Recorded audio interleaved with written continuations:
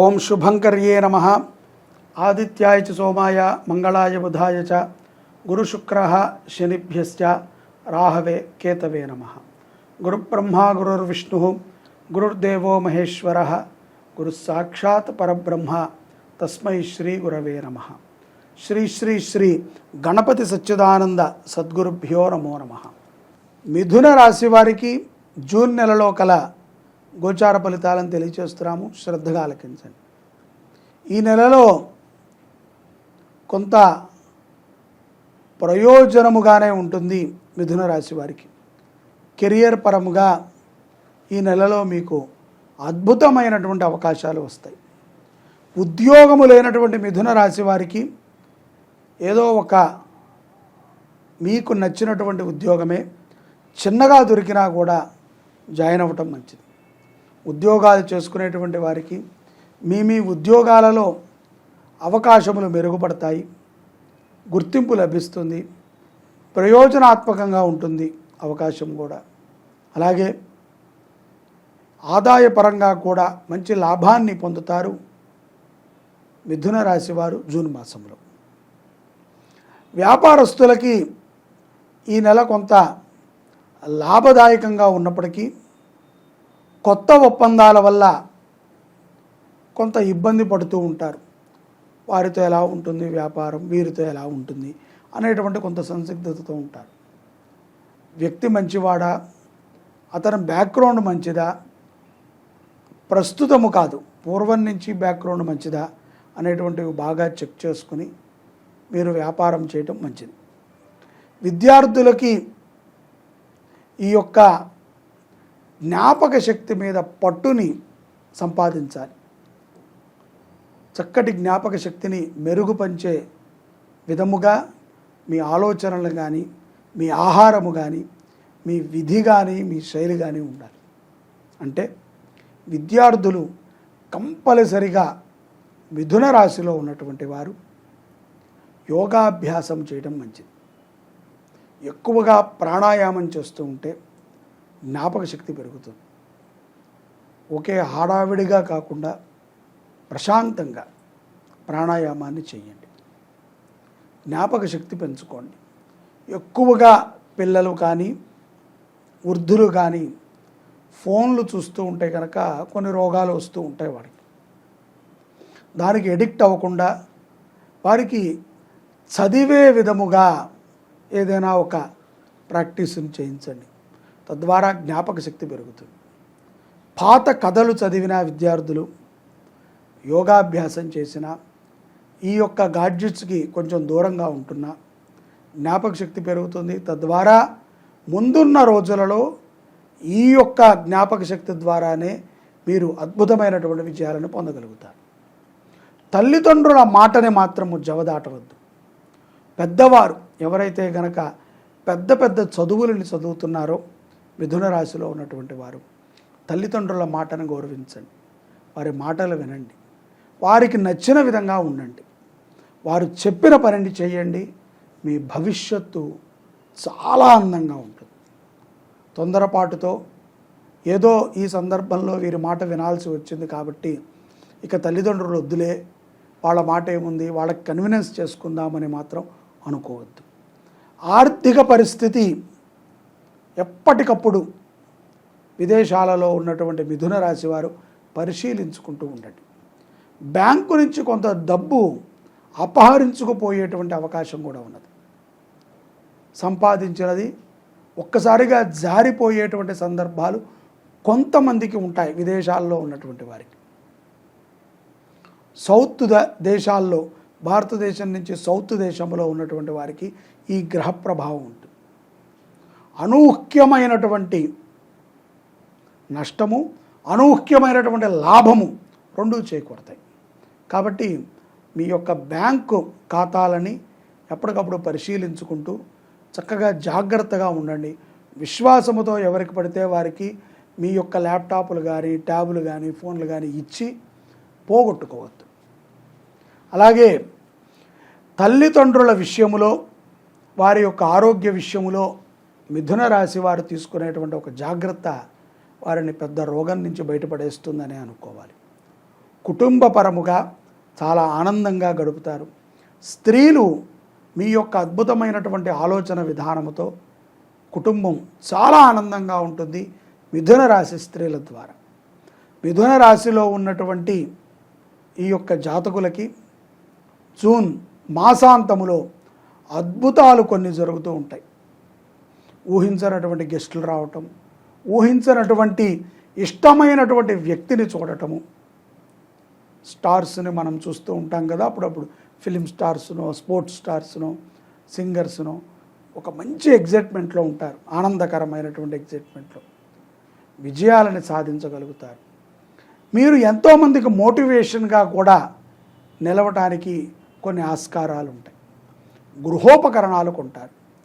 గతములో మీ నుంచి డబ్బు తీసుకుని పారిపోయినటువంటి వ్యక్తి తానంతడు తానుగానే ఎదురు వచ్చి డబ్బు ఇవ్వటం అనేటువంటిది అనూహ్య మార్పుగా మీరు అనుకుంటారు. ఈ జూన్ మాసములో మిథున రాశి వారికి ఎంతో ప్రీతికరమైనటువంటి పనులను చేస్తూ ఉంటారు. మంచి భోజనము, విశాలవంతమైనటువంటి నిద్ర, విలాసవంతమైనటువంటి ఆనందాన్ని పొందుతూ ఉంటారు. ఖరీదైనటువంటి వస్తువుల మీద మనసు వెళుతూ ఉంటుంది. కొన్నప్పటి నుంచి జాగ్రత్త కూడా పరుచుకోవాలి. ఏదో కొన్నామా పడేసామా అని కాదు. అలాగే వాహన ప్రయాణ విషయంలో అపనమ్మకముతో ఉండకండి. పూర్తిగా డ్రైవింగ్ వస్తేనే చేయండి. సగం సగం డ్రైవింగ్తో చేసి మీరు బాగానే ఉంటారు, ఖరీదైన వాహనంలో ఉన్నారు కాబట్టి మీ నుంచి ఎవరికి ఇబ్బంది కాకూడదు, ఏ ప్రాణికి కూడా హాని కలగకూడదు. మిథున రాశి జాతకులు చక్కగా ఈ యొక్క మాసాంతములో కొన్ని దివ్యమైనటువంటి ఫలితాలను పొందుతారు. కష్టములు వచ్చినప్పటికీ వాటిని చాలా సులభంగా ఎదుర్కొని ముందుకెళ్తారు. ప్రతిరోజు కూడా ఒక కొత్త రకమైనటువంటి ఆనందాన్ని మిథున రాశి జాతకులు ఈ యొక్క జూన్ మాసంలో చూస్తారు. స్త్రీలు పెట్టుబడితో కొన్ని వ్యాపారాలని కూడా మాసాంతములో చేసేటువంటి అవకాశం ఉన్నది. నాయకులకి అద్భుతమైనటువంటి ఫలితాలతో వారు కోరినటువంటి పదవిని పొందుతారు. ప్రజలకు సేవ చేయటమే తరువాయి. డబ్బిచ్చి కొనుక్కున్నటువంటి ఓటైనప్పటికీ ప్రజలకి సేవ చేయాల్సిన బాధ్యత మీ అందరికీ ఉంటుంది. వారు ఒకరోజు మనం డబ్బిచ్చాం, కానీ ప్రతిరోజు వారి మీద మనం అంత డబ్బు తింటున్నాం. సేవ చేయాలి. సమాజ సేవ చేసేటువంటి నాయకుడు తప్పనిసరిగా ప్రతి ఒక్కడికి కూడా ఆదర్శప్రాయుడవుతారు. గురు భక్తిని పెంచుకోండి మిథున రాశి జాతకులు. ఈ యొక్క మాసములో ఒక ఆవుని దత్తత తీసుకుని పోషించడం ద్వారా మీ జీవితం అంతా కూడా సుఖమయంగా ఉంటుంది. గోవుని దత్తత తీసుకోండి, గోవుని పోషించండి.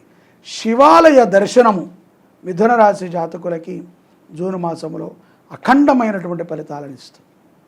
కుటుంబపరంగా శివాభిషేకాన్ని ఆచరణ చేయండి. ఇంట్లో అప్రాప్త లక్ష్మి తొలగి ప్రాప్త లక్ష్మి కలుగుతుంది. సర్వే జనాః సుఖినో భవంతు. శ్రీ శుభంకర్యై నమః. జూన్ 7వ తారీఖు నుంచి జూలై 1వ తారీఖు వరకు అష్టాదశ శక్తిపీఠాలలో ప్రతి శక్తిపీఠములో కూడా మహాగణపతి అర్చన, రుద్రాభిషేకము, చండీ హోమాన్ని నిర్వహణ చేస్తున్నాను. ఆ వివరాలు కింద మీరు కాంటాక్ట్ చేస్తే కనుక చెప్తారు. ప్రతి ఒక్కరూ పాల్గొనండి. ఇది ఒక గొప్ప అవకాశం. ఈ జన్మకి ఇటువంటి అవకాశం మరలా మనెవరికీ రాదు.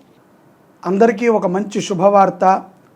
శ్రీ క్రోధీనామ సంవత్సరము జ్యేష్ఠ శుద్ధ పాడ్యమి నుంచి జ్యేష్ఠమాసము కృష్ణపక్ష దశమి వరకు అష్టాదశ శక్తిపీఠ మహాయజ్ఞాన్ని శుభంకరి సేవా సమితి నిర్వర్తిస్తోంది.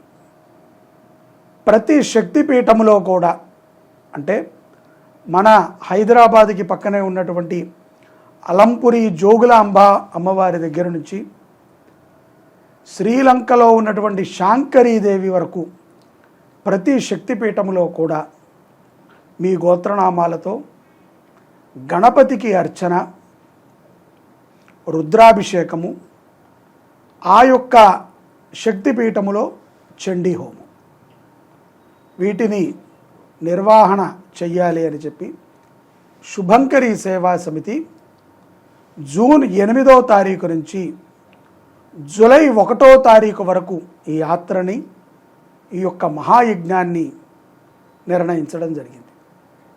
దీంట్లో ప్రతి ఒక్కరూ కూడా తప్పనిసరిగా పాల్గొవాలి. ఎందుకంటే ఈ జన్మకి ఇది ఒక గొప్ప అవకాశం. ఒక్కసారిగా ఒకే బ్రాహ్మడు మన గోత్రనామాలతో ప్రతి క్షేత్రము యందు కూడా అమ్మవారి క్షేత్రముల్లో హోమాన్ని చేయటము కానీ, అభిషేకము చేయటము కానీ, అర్చన చేయటము కానీ మన యొక్క దారిద్ర్య దుఃఖ నివృత్తి అవుటకు చాలా ఉపయుక్తమవుతుంది. ఇది మరొక్కసారి దొరుకుతుంది అని మాత్రం ఎవ్వరూ అనుకోవద్దు. మీరు ఊహించలేరు కూడా. ఇంకొకళ్ళు ఎవరైనా చేస్తారేమో, అప్పుడు కట్టుకుందాములే, అప్పుడు పాల్గొందాములే అని అనుకుంటే ఇది మీరు జార విడుచుకున్నట్టే. ఏకకాలములో పరమేశ్వరుడి యొక్క అనుగ్రహముతో ఈ యాత్రని ప్రారంభిస్తున్నాము. ఈ యాత్ర లోక కళ్యాణార్థము జరుగుతుంది. అందరూ బాగుండాలి, ప్రకృతి అంతా కూడా సస్యశ్యామలముగా ఉండాలి. ఎక్కడెక్కడైతే గనక దారిద్ర్యముతో దుఃఖితులై ఉన్నారో వారందరికీ కూడా బాగుండాలి. అందరూ మంచి ఆరోగ్యంగా ఉండాలి. విద్యార్థులకి మంచి చదువు బాగా రావాలి అనేటువంటి ఒక ఉద్దేశంతో ఈ యాత్రని సంకల్పించాం. ప్రతి క్షేత్రములో కూడా శశాస్త్రీయముగా జరిగేటువంటి యజ్ఞములో మీరు తప్పనిసరిగా పాల్గొనండి. కింద మీకు కాంటాక్ట్ నెంబర్ ఇచ్చాము, మీరు కాంటాక్ట్ అవ్వండి, మీ గోత్రనామాలు నమోదు చేసుకోండి. జూన్ 8వ తారీఖు ప్రారంభమవుతుంది. జూలై 1వ తారీఖు మన యొక్క శుభంకరి పీఠములో చండీ హోమాన్ని చేసుకుని మహాపూర్ణావతిని చేసుకుంటాం. ఆ రోజుతో ఈ కార్యక్రమాలు ముగుస్తాయి. ఇంత గొప్ప యజ్ఞం, మీకు ఎటువంటి కోరికన్నా తీర్చేటువంటి మహాఫలప్రదమైనటువంటి అష్టాదశ యజ్ఞం. అష్టాదశ శక్తిపీఠాలు ఏ విధంగా వచ్చాయో మనకు తెలుసు. అమ్మవారి యొక్క శరీర భాగాలు 108 భాగాలుగా విచ్ఛిన్నమై పడిన తర్వాత అవి కొంతకాలానికి 51గా మారాయి. మరికొంతకాలానికి అవి 18గా వచ్చాయి. ఆ 18 అద్భుతమైనటువంటి శక్తిపీఠాలు. వాటిని మించినటువంటివి మరొకటి లేవు. ప్రతి క్షేత్రంలో కూడా శివుడు ఉంటాడు. కాబట్టి శివుడికి ఆరాధన, గణపతికి ఆరాధన, అమ్మవారికి ఆరాధన జరుగుతుంది. అవకాశాన్ని జార విడుచుకోకండి. ప్రతి ఒక్కరూ పాల్గొనండి. అమ్మవారి అనుగ్రహాన్ని పొందండి. అమ్మ దయ ఉంటే అన్నీ ఉన్నట్టే. సర్వే జనాః సుఖినో భవంతు.